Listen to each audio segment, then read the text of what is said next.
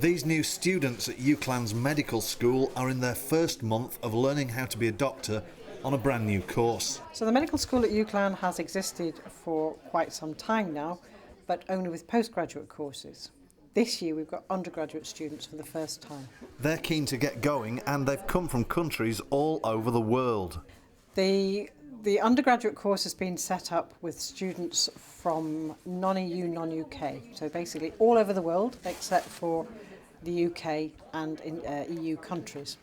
And the reason we've done that is because at the moment there is no available central funding for UK medical students in addition to those that already exist. Unlike other universities, UCLAN in Preston does not get government funding to train new British undergraduates. But every other medical school in the country will get central funding from the government to pay for the education of its medical students. So it's a limited pot, and at the moment there is no increase in that funding. The funding is decided by the workforce planning of the NHS, who decide how many doctors we're going to need in the future.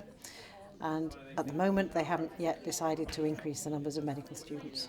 Until there's an increase in the number of government-funded places for new UK-based medical students, the university will have to take foreign undergraduate students. And will the government change the amount of money that UCLAN can get? Only the government can answer that one. I hope so, is the honest answer. I think it's fair to say there is a big shortage of doctors in the UK at the moment. The government has said it wants more GPs by 2020.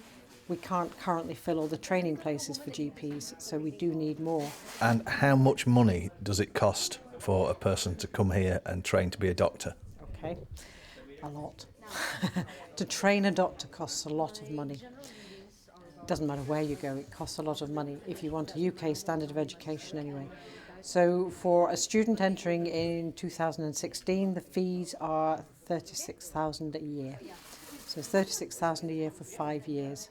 So, who are these new undergraduates and what do they hope to do with their careers? What do you know about the NHS? Well, the NHS is a non-profit organisation for basically for all the people in the UK. And is that any different to where you come from? Yeah, very different, because where I come from it's usually private healthcare and monetization. Money speaks, and it's not like, definitely not like the NHS. Everything is private, as I said, and the richer you are, the better quality of care that you get. So. Yeah, I hope to do my F1 and F2 training here, and then I'd like to specialise in tropical medicine and go back home. We have lots of malaria and TB and high HIV AIDS rates, but yeah, I think I'd like to work with malaria. What makes you want to work in medicine? I want to be a doctor. Yeah, basically that much, yeah. A GP or anything specialist? I'm not sure as of now, but I'd like to specialise in cardiology. Yeah.